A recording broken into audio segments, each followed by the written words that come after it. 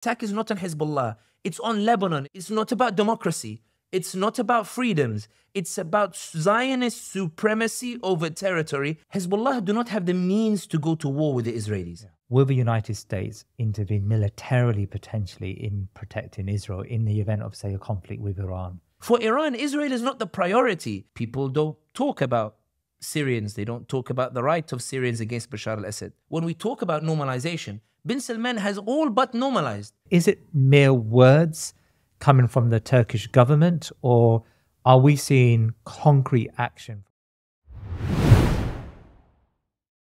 Sami Hamdi has been at the fore of the conversation about how Muslims should respond to the unparalleled attack upon Gaza. The brutality with which the Israelis now act with impunity is clear for the majority of the world to see, but the West remains immune to its crimes.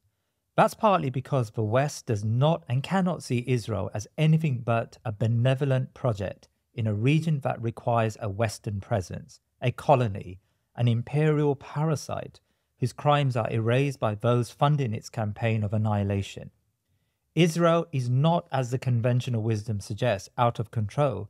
It is a project of the West. The West is Israel, and Israel is the West. The two are symbiotically linked. Their destiny is one. This past week, we have seen the latest escalation, the systematic use of communication pages and walkie-talkies to kill and maim indiscriminately across Lebanon and parts of Syria. The response in much of the Western press has been to praise the action as creative and daring. Audacious was one headline. But what lay behind this escalation? What is Israel's game plan? And where do the Muslim rulers now sit, almost a year after this act of mass murder? Sami, jazakallah khair for joining us. Assalamu alaikum wa rahmatullah. Wa alaikum salam wa rahmatullahi wa barakatuh. Thank you for having me, Jalal. Well, it's good to have you with us. Now, Sami, it's been remarkable the last few days. We know that from our previous discussions that the Israelis have been attempting to escalate the crisis beyond Gaza to the West Bank and beyond. But what we've seen in the last couple of days, so we're speaking on a Thursday, 2 days ago, there was an unprecedented attack on Hezbollah in Lebanon and Syria. Thousands of pages exploded, laced with plastic explosives, thousands of pages exploded, and maimed and even killed a number of Lebanese civilians. Some of them are Hezbollah, some of them not. A few children have been killed as well. Yesterday, solar panels and walkie-talkies combusted as well. You suggested on a previous program that Israel is looking to broaden the conflict to Iran. Is this part of that pathway to broaden that conflict? I think that when it comes to this particular topic, I think it's easier to look at it if you put yourself in the position of the Zionists, or the position of Netanyahu in particular. Netanyahu's social contract with the settlers is that they can settle on stolen land that belongs to the Palestinians, and Netanyahu guarantees security. Netanyahu guarantees that the homeowners never come knocking on the door, the homeowners never make an attempt to take that land back, and that land that is stolen will eventually become recognized as the land that belongs to the settlers. That's the social contract that Netanyahu has with those particular settlers, indeed with Israeli society in general. Yeah. When Hezbollah's rockets came into the northern part of what is referred to as Israel, those settlers in that northern part ended up coming inwards because of those rockets. They ended up having to abandon that stolen land, abandon land that they took from the Palestinians, essentially breaking the social contract that Netanyahu has promised for them. Because the original attack came from the south, came during October 7th from Hamas. And for the record, I know everybody keeps saying, do you condemn Hamas? That's a question often posed. I always say the reason that question is posed is because the one who poses the question is not used to condemning civilians, especially they tend to come from a background whereby there was the war in Iraq, the tragedies of Afghanistan, the war crimes committed there, Vietnam, where often civilian deaths are referred to as collateral damage in American language or the like. Muslims have no problem with condemning the death of civilians. We have it in our rich tradition that when the Prophet Muhammad sent Khalid ibn Walid anhu with an army, news reached the Prophet Muhammad that the army had transgressed, that blood money was owed. The Prophet Muhammad said, Allahumma inni abra'u ilayka mimma fa'ala Khalid. Allahumma, I am innocent of what Khalid has done. The Muslim naturally condemns the death of civilians or any killing of civilians in a way that those asking for condemnation do not. But the act by which an occupied people make an attempt to take back land that is occupied by an occupier is protected under international law. That's abundantly clear. Netanyahu, given that the original attack came from the south, came from Gaza itself, he's been bombarding Gaza, but because that social contract has been broken, he needs something to apologize for breaking that social contract. He needs an offer to give to Israeli society. He needs something to give to them and say, I'm sorry that I messed up, but here is an offer. More land, more lands to settle on, more families being kicked out on these lands so you can settle in their homes instead. In Gaza, however, he's been unable to find that strategic victory. Apartheid is too expensive, especially when you've got 2 million people in a small piece of land. Logistically, it's not as easy as it is in the other places where apartheid is imposed. Ethnic cleansing is too difficult because Sisi refuses to open the Rafah border. There's the sea on the other side, and therefore the Palestinians have nowhere to go, so ethnic cleansing is not an option. Genocide, you've been trying to mow the lawn, as the Israelis call it, massacre the Palestinian people. But with all this massacre, you've killed 240,000 Palestinians. There's still another 1,750,000 Palestinians, if not more. And therefore, it will take a long time. And during this period that you've been committing genocide, the international opinion has turned against you. Your allies are turning against you. The international institutions are turning against you. So genocide is not feasible long term either. Netanyahu initially, before looking towards Lebanon, looked towards the West Bank and launched an attack on the West Bank to say, if I can't take land in Gaza, maybe I can take it from the West Bank and offer it to Israeli society and say, I'm sorry for the lapses in security that meant that the homeowners of the land that you live on came knocking on the door wanting their land back. But the problem with attacking the West Bank is that he found opposition from his Western allies, particularly the US, not because the US is averse to genocide, and not because the US is averse to any annexation of territory, but because the US priority before annexation is normalization of ties with Arab nations.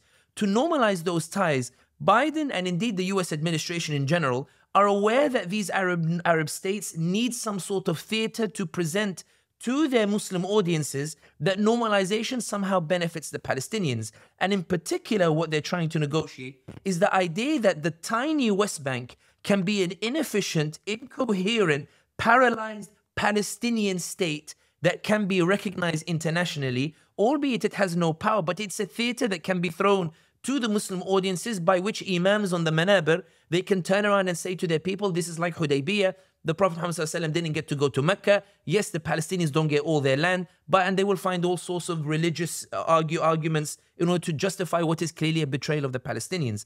So seizing the West Bank, which is why many Israeli forces withdrew from the West Bank, seizing the West Bank is a more difficult thing to do or to accept for the Western allies. So in the absence of being able to take Gaza, in the absence of being able to take land from the West Bank, the only remaining option is to look north towards Lebanon. And this is the context in which this pager incident takes place, in that Israel did not target Hezbollah with precision. Yes, they intercepted supplies of pagers, but they also intercepted supplies of walkie-talkies, many of which were not ordered by Hezbollah. They were ordered by other government institutions. The idea being that Israel was not doing a precision target here. Israel is trying to provoke Hezbollah into a war, because if Netanyahu attacks, he fears the international community will not lend him the support that he wants. But if Hezbollah attacks him, then it will be easier for his international allies to say there's a terrorist threat, let's all go rushing in and let's all go fight Hezbollah. And therefore, this attack on the pages is not only an attack on Hezbollah itself. Hezbollah can probably take it and restrain itself. It's to attack the Lebanese people. The attack is not on Hezbollah. It's on Lebanon. It's on the Lebanese people to create an environment where Hassan Nasrallah has two choices. Either he faces the ire of the Lebanese people, or he goes to war with the Israelis and the Lebanese people celebrate him for it. According to Hassan Nasrallah's speech, he's not being provoked into it. Hassan Nasrallah said, this is a long war, we will decide when we will react, etc. But the idea here is that Netanyahu wants the war with Hezbollah because he's unable to find any strategic victory elsewhere. And he hopes that if Hezbollah goes to war with him, he will be able to devastate Lebanon, perhaps occupy some parts of Lebanon, but more importantly, those settlers that have been kicked out of the stolen land by the Hezbollah rockets will be able to go back, and Netanyahu will say to them, you see, they tried to take the land back, but I ensured that they were not able to, and I apologize for the mishap in the beginning. And it's important to note here that the proof that that Netanyahu understands the Israeli people, the proof that he knows that what they want is land, is when you look at the polls in Israel today, recently last week, there was a poll that suggests that Netanyahu, if there was an election tomorrow, his party would come first because Netanyahu understands the social contract. It's not about democracy. It's not about freedoms. It's about Zionist supremacy over territory and the guarantee of security over stolen land. Netanyahu wants to offer a gift to the Israeli people that has to be land, and he's hoping that because he can't get it in Gaza or the West Bank, Lebanon might offer a reprieve. Can I ask you about Netanyahu's calculation? Because on previous shows, you've discussed how Netanyahu is trying to draw Iran into a greater conflict as part of this face-saving measure. Does Netanyahu believe that Iran has shown enough restraint to stay out of a conflict with Lebanon? I mean, citing, for example, the killing of Ismail Haniyeh and other such incidents, and Iran has been very restrained. So has Netanyahu now confirmed in his mind that the asymmetry of a war with Lebanon would be sufficient to achieve his domestic aims? I think that when it comes to Netanyahu's considerations, Netanyahu understands, and the Iranians do as well, one of the most difficult things about this particular analysis is that Hassan Nasrallah, you would think that, one should go to war over what's happening in Gaza.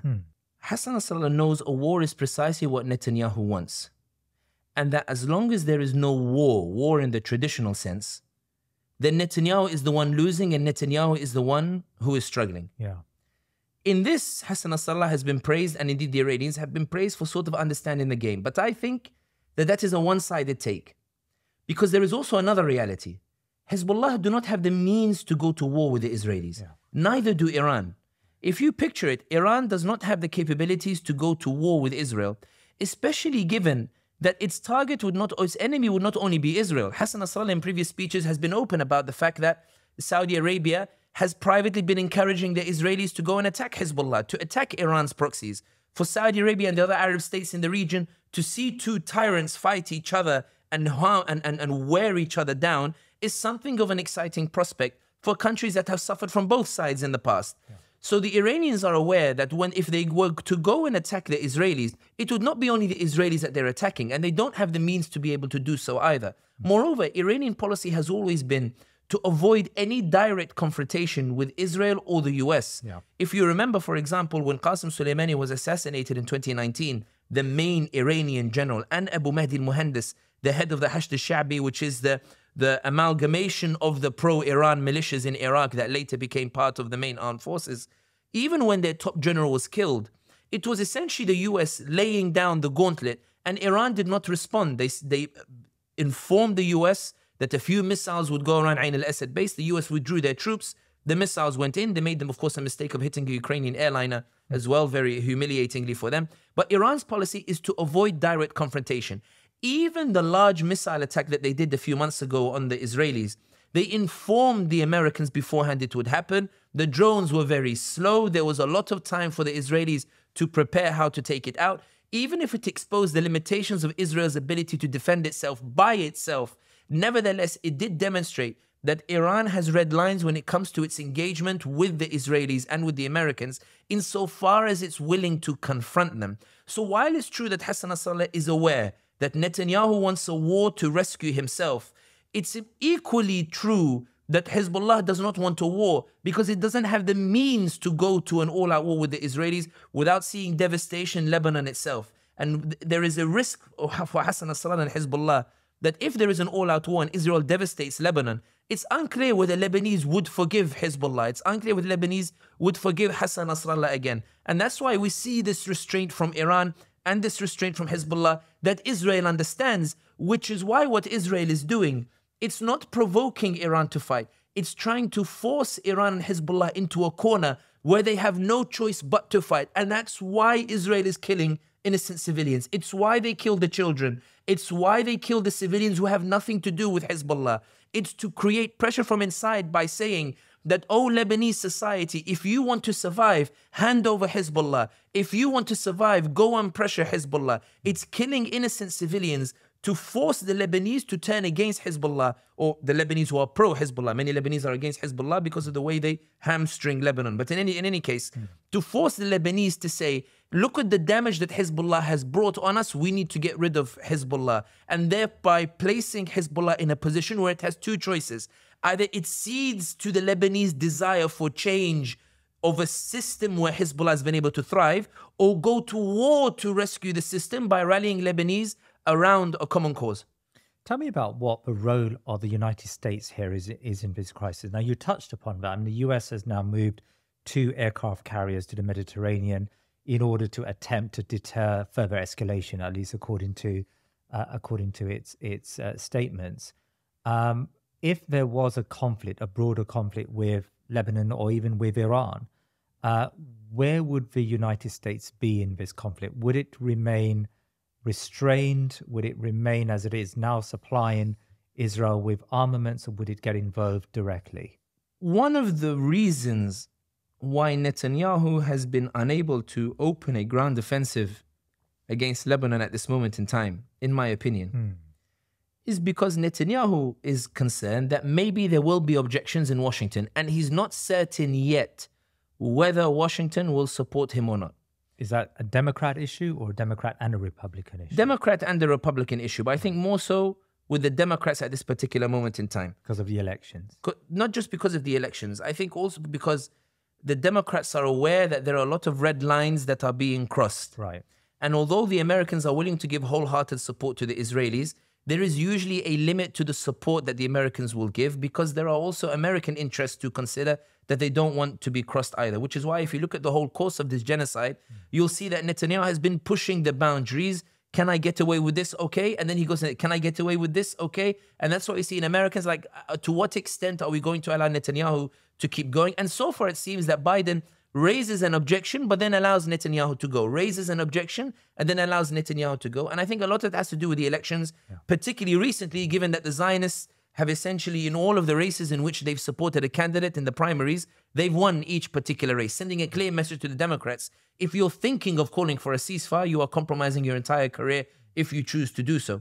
In this particular case, I think there is increasingly a sense that Biden might allow an offensive into Lebanon. Why? Simply because Netanyahu is demanding it. AIPAC is supporting it. And if you look at Kamala Harris's rhetoric, if you remember during the debate when Trump said, you know, if she's elected, Israel will be destroyed. She hates the Israelis and the Arabs. And she said, I don't hate the Israelis. She didn't say anything about the Arabs. She said, I don't hate the Israelis, she said. Meaning, and at the DNC, she wouldn't even allow the uncommitted movement, which is pro-Harris, which is all but endorsed Harris, refused to allow them even to read a speech in which a representative was going to say that we support Harris and we are going to back her, but we're going to campaign against genocide from within the system itself. So I think that in this regard, it's clear with the Democrats, they will not dare to challenge the Israelis. They will not dare to challenge Netanyahu. Even when you look at the ceasefire agreements, Blinken has flown out from Washington all the way to the Middle East just to insist on Netanyahu's conditions. He goes to Netanyahu first. He sees that Netanyahu is firm in his commitment to continue the genocide. And Blinken goes to the other Arab allies, goes to Qatar, goes to these places, and essentially says that you need to abide by what the Israelis are saying. And Hamas ends up, even though it agrees to the initial terms, Netanyahu changes the terms, and then Hamas refuses to agree to the other absurd terms of Netanyahu, which his main term is that after hostages are released, I can go to war again.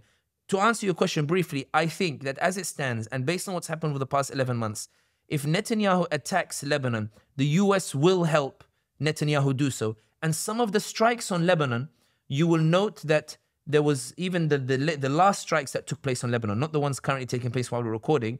An American general reportedly even flew into Jordan to help Israel coordinate the attack.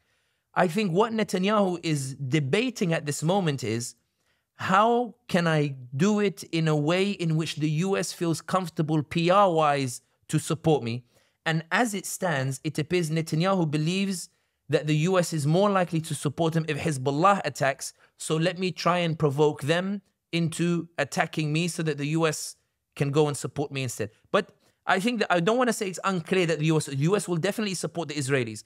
But I think the US have conditions, not in terms of the carnage that Israel will inflict on Lebanon. It has conditions with regards to the PR and the public relations, with regards to how it is marketed to the American audience that Netanyahu has yet to fulfill those conditions before he enters into Lebanon. So that's an interesting point you raised. Now, what's the nature of the United States' involvement in any future conflict? Will the United States intervene militarily, potentially, in protecting Israel in the event of, say, a conflict with Iran? I think that it will be much of the same nature as we're seeing now. We're seeing tactical, strategic, direct involvement of the US. We saw the building of the pier in order to enable the Israelis to embark on raids inside Gaza itself, which led to catastrophic damage. We're seeing US generals go to the region. There were reports of a US general that met with a Bahraini, Saudi, and UAE general to discuss a peacekeeping force that would go into Gaza to demilitarize Gaza. It's about, the US general going to Jordan in order to liaise with the Israelis with regards to thwarting Iranian missiles and also liaising with attacks on attacking Lebanon itself and attacking Hezbollah position. It's a direct US involvement. There's often a suggestion that US is supporting genocide. US is a partner in genocide. The Biden administration, and Kamala Harris being the vice president as well, this Biden administration, the Democrat administration, is a partner in the genocide that is unfolding. I think that when it comes to all-out war with the Iranians, I think the US has suggested that it will not go so far as to go with direct war with the Iranians. And I think the proof of that is that the Israelis themselves are retaliating against the proxies, even though they could hit Iran itself inside Iran. And we've seen on a number of occasions assassinations of personnel on Iranian territory itself, assassination of Ismail Haniyeh as well, and all these other figures. Israel could hit Iran directly, but it seems that Israel is focused on the proxies because the US is imposing a red line on this. And that's why I think that when we talk about, when Blinken talks about we don't want a regional war, I think the US is imposing limits on what the regional war looks like. But if there is a war between Israel and Lebanon, I think it's safe to say that the US will not be a mediator. It will work with the Israelis to attack Lebanon until it no longer becomes feasible. And by no longer becomes feasible, that would be the reaction of the international community, public opinion, and more specifically, public opinion at home, which is changing significantly towards Israel, towards Zionism, towards the idea of US support for the Israelis. There will be a monitoring of that public opinion. I want to ask you about that American public opinion, but we'll come to that in a second. Iran. Now, Iran has shown amazing restraint in inverted commas. Historically, when we've had conversations, you've said to me that, Iran, in a sense, acts out of weakness here because Iran just doesn't have the capability, and neither does it have the political maneuver, the room and economic circumstance where it can actually take on Israel at this moment in time. And so instead, what it does, it uses its proxies to maintain an image. But in essence, Iran is not interested in a war with Israel. I just want to understand how you see this. Is that are we seeing amazing restraint here in a positive way? Or do you characterize that as weakness, as you have characterized the weakness of the cowardice maybe of the Arab rulers? How do you place Iran at this moment in time? I think that if you put yourself in the position of an Iranian policymaker in Tehran, there are more important priorities than Israel at this moment in time. There is the priority of entrenching your militias in Iraq, because although your militias have been entrenched in the security forces, every now and then there are huge protests in Iraq, Iran barra barra, Iran get out, get out.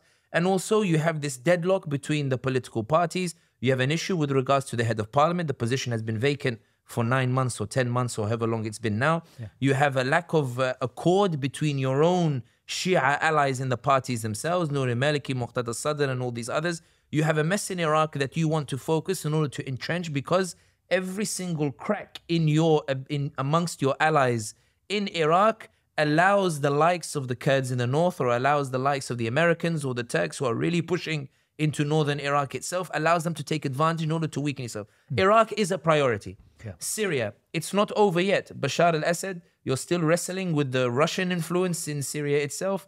You're wrestling with Bashar al-Assad himself, who, although he's happy that you supported him to stay in power, Assad believes himself to be an actual president, whereas you prefer him to be a proxy or indeed a puppet, somewhat who should show appreciation for the extensive efforts that Iran and Hezbollah and these Iranian militias went to in order to massacre the Syrian population, commit demographic changes, all in the name of rescuing your position and you staying in power itself. Syria is not secure either because you have the Turks to the north, you have Idlib, which is still under the control of those rebel movements, and also you have the Russians that you're trying to negotiate and talk with, but every now and then there is talk about Assad where the Russians and Turks almost want to talk between themselves and exclude the Iranians from any particular discussions. You have Yemen where the Houthis, who were supposed to sign a contract with the Saudis in which the Saudis would recognize them, they scuppered that contract to go for a greater legitimacy by attacking the Israelis, trying to win over the Muslim population, Muslim sentiment, who had derided them for committing a coup, derided them for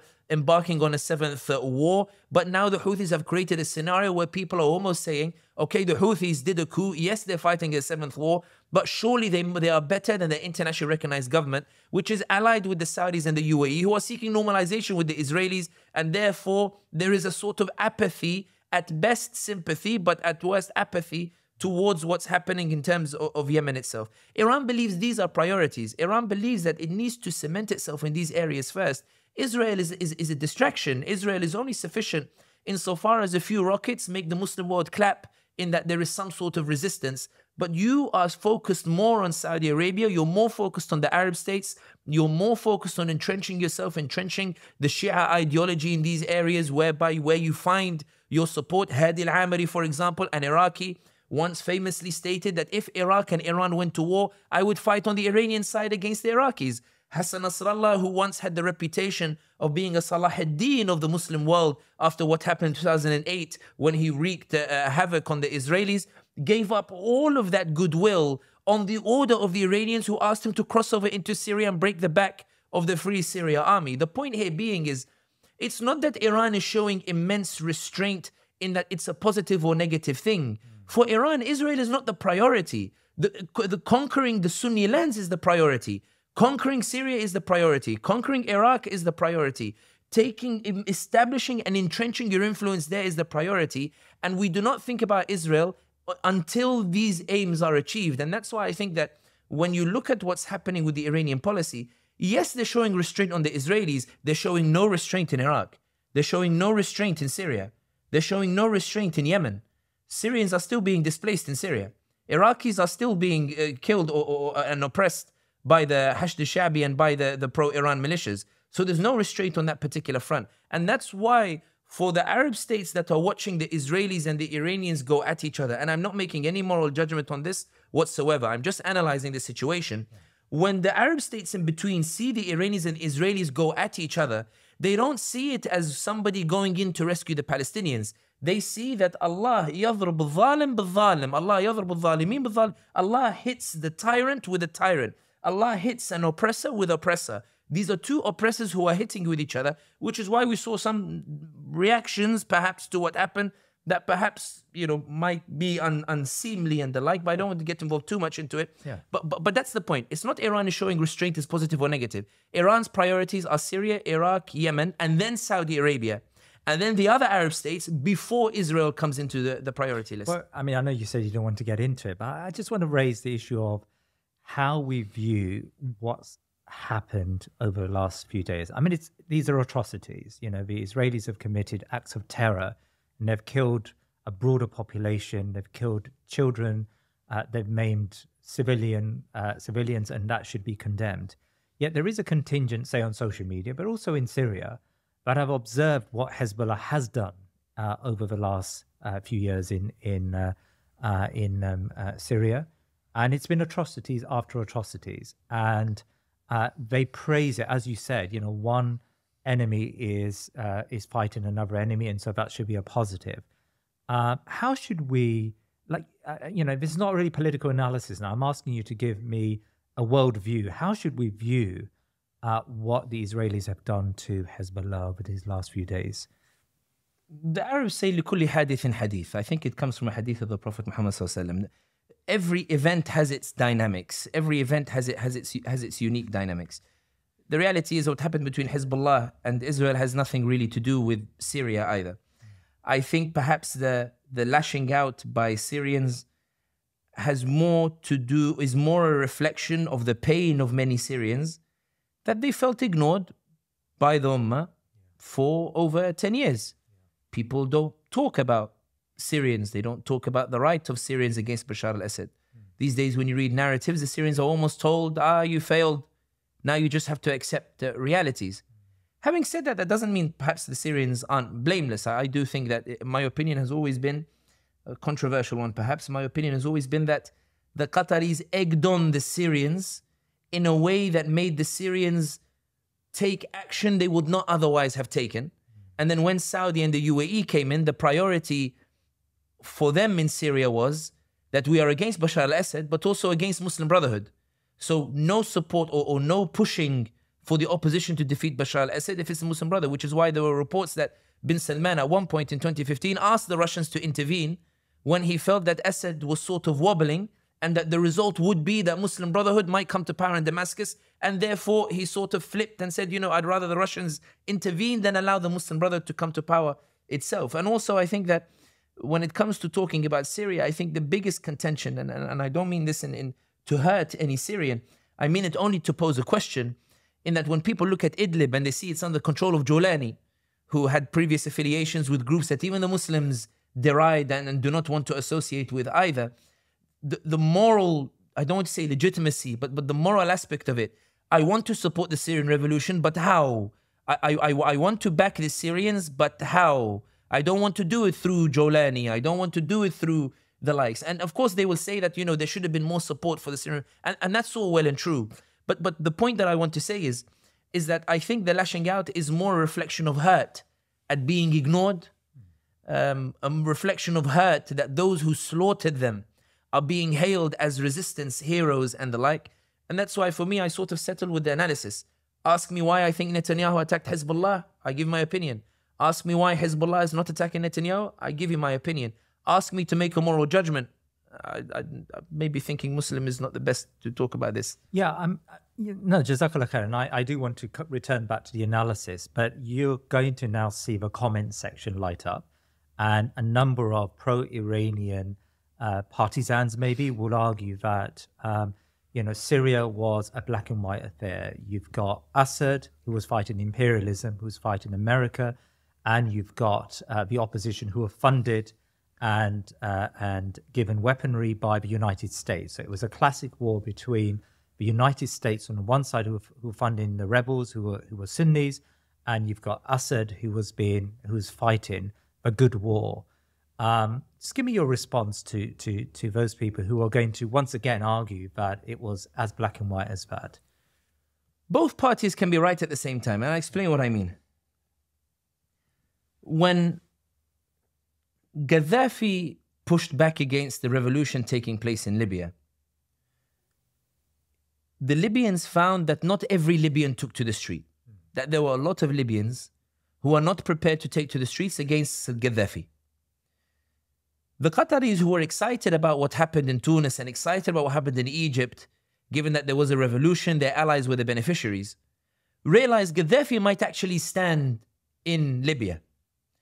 So they set up the contact group, and Emir Hamad bin Khalifa at the time, his son is now the ruler, but Hamad bin Khalifa, gave a speech in which he said, we declare that it is a wajib shar'i, it is shara', for us to go and call NATO to come in and topple Gaddafi. When NATO got involved, you can imagine the reaction of the UAE and Saudi and the like. Now Qatar is not only are there revolutions it's supporting, but now they're bringing in NATO as well to go and topple these regimes as well.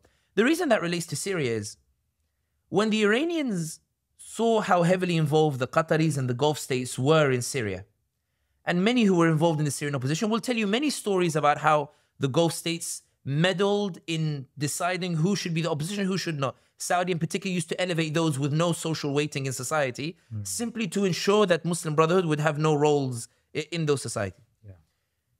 If you're sitting in Tehran and you see, for example, Robert Ford and other US ambassadors who are heavily involved in deciding who comprises the opposition, seeing Saudi, Qatar and UAE arguing between themselves over who should comprise it, seeing the US consider there is some interest for them in engaging in this as well. When the Iranians argue that, this is a CIA operation, they exaggerate, but there is no smoke without fire. The US were involved. That's not a crime on the Syrians. I mean, the Syrians are not to blame for that. When Syrians say no, but we have a right to freedom. They do have the right to freedom. They have the right to choose their own leaders. Iran denied them that. At the same time, however, Iran truly believed, and I think there is a legitimate case for it, that if the revolution in Syria had succeeded, Syrians would not lead it. Syrians would not be the ones guiding it. Instead, it would be US, it would be Saudi, it would be UAE, or whoever wins out of Saudi, UAE versus Qatar. And that Syria, which currently is pro-Iran, will suddenly become anti-Iran, which when you look at a map, suddenly looks very scary for the Iranians. I mean, you mentioned, I used to say that Iran sort of operates from a position of weakness, a sense of weakness, a sense of it being surrounded. Now, this doesn't justify anything Iran did. What I'm saying is those who argue that, okay, you are celebrating a Syrian revolution that was backed by the Americans, by Saudi, by Qatar. It's true that it was backed by Saudi, Qatar, and that. But that's not a blame to put on the Syrians. That doesn't mean the Syrians weren't entitled to topple Bashar al-Assad and that doesn't entitle Iran to come in all of a sudden and go and massacre the Syrian population because it wants Bashar al-Assad to be in power either. And that's why I think that Syria is a tragedy. Syria is a tragedy because it's a story that can't be told in black and white. It's a heartbreaking story of a people who want freedom but are denied by the entire international community. It's a story of a people who want to decide their own affairs, who want the ability to be free in their own country. But every single country on both sides of the spectrum, whether it's US and Iran, whether it's Israel or Iran or Israel or Hezbollah, they all say you can't have it. Saudi, Qatar, you can't have it. Why? Because it's not on my terms. And the Syrians were unable to develop a powerful grassroots movement that could subvert the international community. They relied on international support. They relied on Qatar. They relied on Saudi. They relied on UAE. Just as in Libya, they relied on NATO. And because they relied on NATO, they ended up disintegrating into civil war. Haftar ended up marching, from the east, and the militias in Tripoli started fighting between each other in the west. The organic revolution of Tunisia is one in which, although yes, there is UAE, Qatar interference, even when you look at the coup that what happened in Tunis, it's hard to pin the blame entirely on the UAE. You could easily place it on the ruling parties of the 10 years who failed to deliver for the Tunisian people. An organic revolution can only be governed organically, and therefore you have organic consequences. I know people tend to say Said is a UAE puppet, and Said did the horrible coup, and nobody wants the coup or the like. But the story of Tunisia is a Tunisian story. The story of Syria is an international story. And that's why I think this is where the tragedy comes in that although I believe Iran did a terrible crime in siding with Bashar al-Assad, I think when those say that Iran had no choice but to move, I don't agree with that either, that Iran had no choice but to support Bashar al-Assad. But what I do accept, very reluctantly, very begrudgingly, I accept that if I was Iranian, sitting in Tehran, watching all those international powers decide between themselves who should comprise the Syrian opposition, I don't think I would sit in Tehran and do nothing. But I like to think that I would not do what Iran did. I would not go and massacre the Syrian people. I would not do demographic changes. And I would not support an Assad, the dictator that has ruled for the last, 50, 40 years. Two members of the same family are the only ones who've ruled over Syria. It's a heartbreaking story, but I think you might not just get comments from the pro-Iran a lot. You might get there. Yeah, it seems so. I know we're here to talk about the last few days, but just one last question on Syria. Yes, you're right in suggesting that the revolution was subverted by foreign powers, whether regional or United States, and that has cost the Syrians in a big way. But the counter argument from the Iranian side, and again it will be in the comment section, is that the Iranians were restrained and they didn't kill the population, and it wasn't. There wasn't what you've suggested there is hyperbole, it's exaggerated. The Iranians believe in pan-Islamism. They believe in Muslim unity. But what you've suggested there is hyperbole. Palestinians, they're the ones who believe in something beyond what the corrupt Arab regimes believe in, which is a narrow nationalism. You seem to be evoking a picture of Iran as no different really to the self-interested states that litter the Muslim world. Am I right in making that suggestion? Iran believes in a project. Iran has an idea it is committed to, and it believes wholeheartedly with conviction in this idea. Right. Is it an Islamic project? I'm very hesitant to delve into whether it's Islamic or not. I want to describe it as it is, and people can decide if it's Islamic or not. Okay. The Iranians believe in a conviction that means that it encourages the Houthis to fire missiles on the Israelis in defense of the Palestinian people. Hezbollah fires rockets at the Israelis knowing the cost of the like. The Iranians believe in a conviction of something they believe to be Islamic, that I think is rejected by the overwhelming majority of Muslims. Iran believes in a Shia supremacy that leads it to see its Sunni neighbors as justified, as legitimate targets, that leads it to see its Sunni neighbors as legitimate targets to be conquered, that sees its Sunni neighbors as having blood that is halal for the bullets that come out of their guns of the militias. Iran believes it is legitimate to slaughter Syrians, despite the fact they say La ilaha illallah Muhammadur Rasulullah, in order to establish a Shia supremacy in Syria. They believe that the Hashd al-Sha'bi in Iraq can massacre in Diyala and in Anbar and other places in the name of Fatima and in the name of Al-Hussein and in the name of Ali ibn Abi Talib. They believe that they can hurl these banners and claim they are fighting Yazid. Their interpretation of Yazid is that Yazid is someone who went against the Prophet ﷺ and Ahl al-Bayt. And therefore, when they raise the banners of who they're fighting in Syria and Iraq, they say we are fighting Yazid. Who is the reference being made to when they say Yazid? Who are they applying it to? And that's why they believe their vision to be Islamic. And I've met, I'm a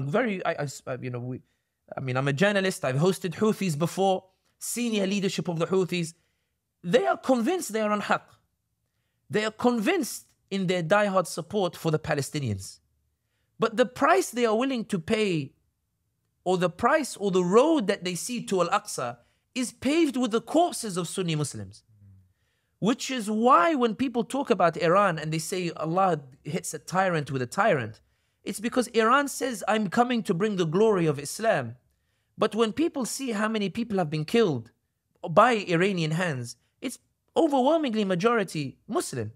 You'll hardly find an Israeli, it's overwhelmingly Muslim. And that's why I don't want to use a meme to belittle the topic, but I think it summarizes quite well. When ISIS were in Iraq, people started to apply this to the Iranian militias. They showed a picture of ISIS, saying, with their guns, they're standing in Iraq. They say, we are in Iraq, but our eyes on Al-Aqsa. And so someone did a meme, they brought Adil Imam, a famous comedian in Egypt. And they said, Tab ya Jama'a, why don't you go to Al-Aqsa and leave your eyes on Iraq? Like rid Iraq of your evil of what you're doing over there. And that's why I think those who believe in Shiism, I think that I understand their affinity for Iran. I understand that Islamic history is filled with tragedies that have been committed on both sides. But for me, I'm not referencing the history. For me, I'm talking about today. Iran claims it is fighting for the Palestinians. Iran is showing restraint on Israel. Why can't it show the same restraint in Syria and in Iraq and the like? And that's why many people, when they say, okay, but we are supporting Palestinians, the Palestinians are celebrating us. You had a Palestinian sitting here. You had Sheikh Omar Suleiman sitting here as well. And he put it bluntly. And he is in more of a position to say it than I am. In which he said, those who denied the freedom of the Syrians have no right to support the freedom of the Palestinians, or to claim that they are supporting the freedom of the Palestinians. And I recommend people to go watch that interview with you over there. That doesn't mean I don't believe that there can't be engagement or dialogue or the like. But I think to deny the crimes, I think is horrific. And I think if you want to understand the Syrian reaction to what happened, albeit I think it's unseemly, if you want to understand the Syrian reaction and why I haven't commented on it, why I didn't tweet on it or anything like that, even though I said a lot about it here, the reason why is, for me, what I saw in it was pain. Ya Ummah, where are you? Ya Ummah, why don't you care? Ya Ummah, why don't you pay attention? Ya Ummah, this person celebrated the slaughter of my relatives and my people. Why do you platform them?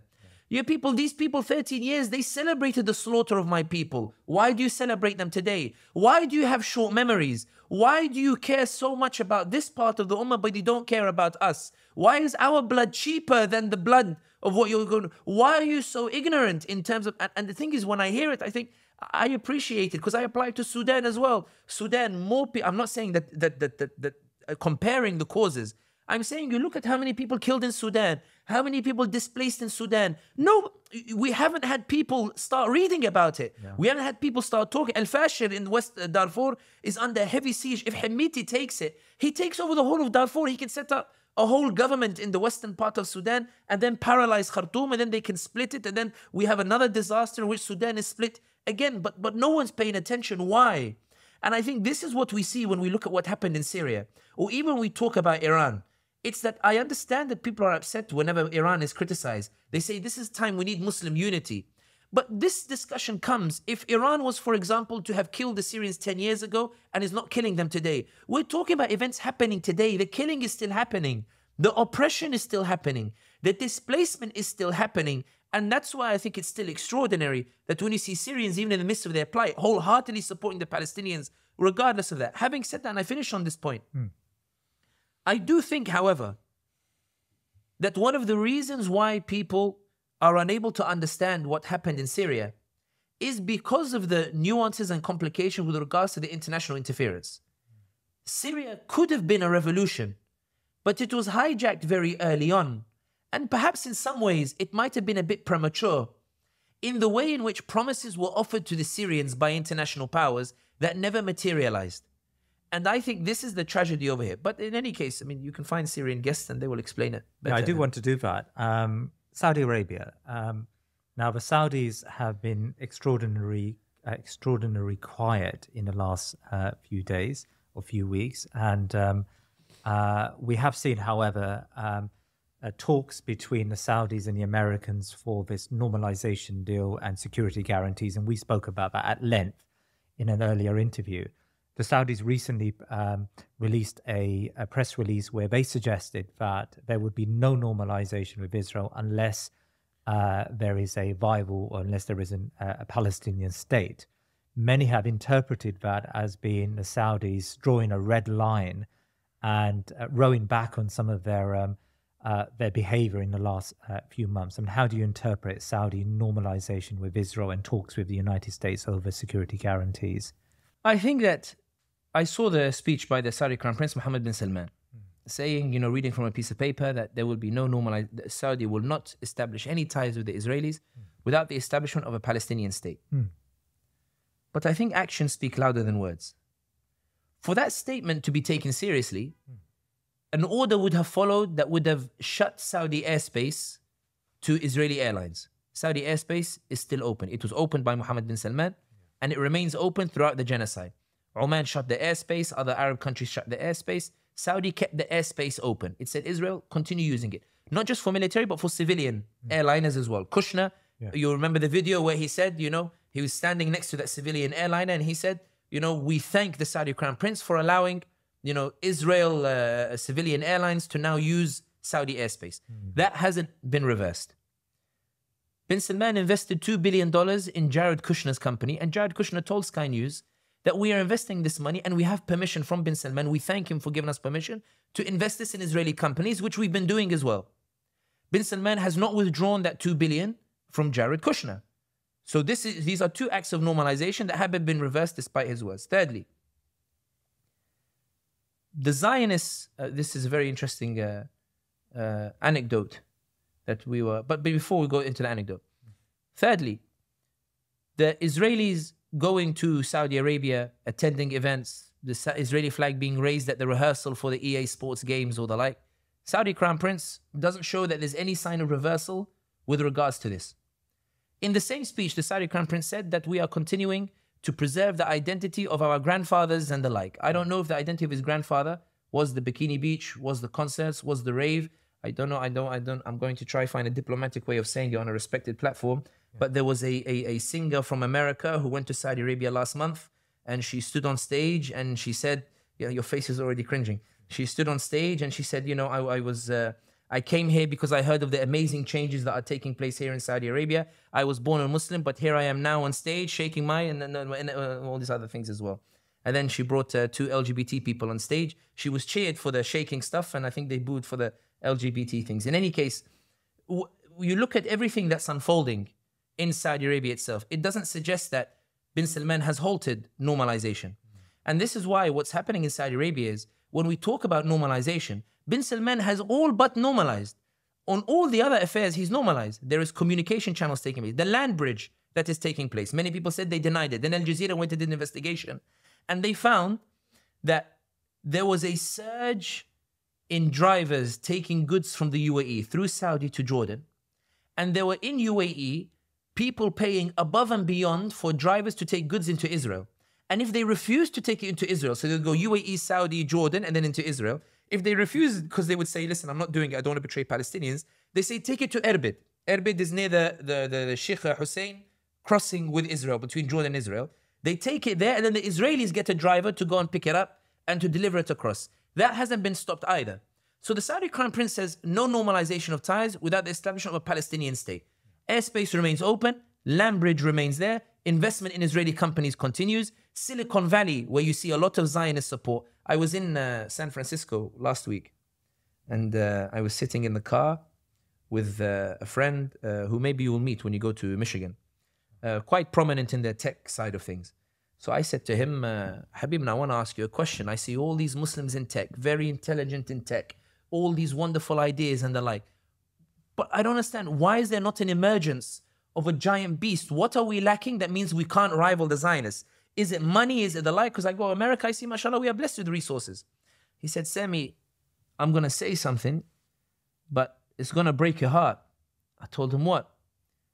He said, you know those Zionist projects in Silicon Valley or in the tech industry? I said, yeah. He said, a lot of it is not Zionist money. I said, what are you talking about? He said, it's Muslim money. From Saudi, UAE, from the Gulf states, who are not giving it to the Muslims. They're giving it to Zionist managers as part of normalization. So this is the point in that bin Salman says no normalization, but the actions speak louder than words. The actions show that normalization is taking place, and the actions demonstrate that that statement is a reaction to public pressure, because more and more people are seeing these actions and asking, Ya Mohammed bin Salman, what are you doing? Ya Mohammed bin Salman, what is this that's taking place? Ya Mohammed bin Salman, why are we getting close to the Israelis? And he's getting close to the Israelis while telling the world that he's not, or telling the world that there's no normalization taking place. And this is why Biden is so excited. When Biden says we're close to normalization, what he means is bin Salman has taken all the actions. He's met Netanyahu at Neom in 2020 or 2021, according to the BBC documentary. He's met Netanyahu already. He's told us he wants normalization. He told us he's worried about public opinion because they might assassinate me, according to Politico. Bin Salman privately and in his actions has given every indication that he's prepared to normalize, but he's telling them that as a result of this genocide, I might get crucified by my people. Now is not the time while this genocide is taking place. And to appease the people, I won't shut my airspace. I won't withdraw my investment from Kushner. I won't shut the land bridge, but I will make a statement saying I won't normalize to appease my people. My sincerity of normalization is reflected in my actions. So don't take my words, look at my actions. But you Muslims, ibadallah, look at my words, not my actions. Because although I'm doing this, there's a hikmah in this you guys don't understand. Look at my words instead. And that's why I think the statement that bin Salman made was absolutely meaningless in terms of the normalization of ties. The Saudis are given every indication that if the environment is conducive, they will officially normalize. But even if genocide is continuing, they will continue to unofficially normalize. So let's talk about Erdoğan and Turkey. I mean, Erdoğan has been subject to a lot of internal pressures from the Turkish public, who, alhamdulillah, they are firmly behind the people of Gaza, and they've shown that in their demonstrations and in their protests. And in the last elections, it was shown that part of Erdoğan's problems in places like Istanbul was that his base were not very happy with him over Gaza. And that's what the Turkish press talked about in terms of some of his failings. Since then, Erdoğan has increased the language against Netanyahu. And recently, he gave a talk condemning Netanyahu and Israel and suggesting that the Muslim world should be united. And there has been pressure on him to cut trade with Israel. And at least in some areas, there has been some movement. How do you assess Erdoğan at this moment in time? I mean, is it mere words coming from the Turkish government, or are we seeing concrete action from Erdoğan? I think that Erdogan is praying that this genocide ends as soon as possible. Not just because of any affinity to the Muslim world, he has some, but also primarily because this is a political headache for him. Yeah.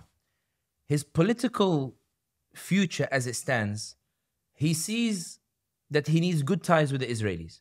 And he's been keen on pursuing good ties with the Israelis, at least for the past 5-6 years, trying to invite ministers to conferences, trying to agree on joint agreements with the gas pipeline in the Mediterranean and the like. And you'll remember that when the genocide broke out in Gaza, his first move was not to condemn, it was to suggest mediation. He would mediate. It was an unusually very soft statement. I think the best way to describe Erdogan's position is to look at how his position has changed. He went from that neutrality in the beginning and then found that the Turkish population were getting really angry. So he decided to do rallies, to give fiery speeches to the Turks to show that he still, but not take any action against the Israelis. Then the Turks, when they put enough pressure so that the Israeli ambassador had to flee, Erdogan didn't kick him out. Erdogan kept his ambassador for a bit and then felt, I might have to withdraw the ambassador as well. So Erdogan reacted to the Turkish population. Then he held on to trade.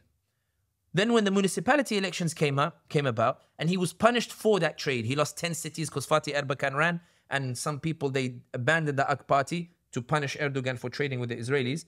Erdogan said, okay, I will cut trade in all of these issues. Because before the elections, I think a journalist exposed that he was saying that we weren't trading weapons, but there was silah written on the, and he said, no, we're just giving them fishing guns. But people said silah means weapons. What weapons are we giving to the Israelis?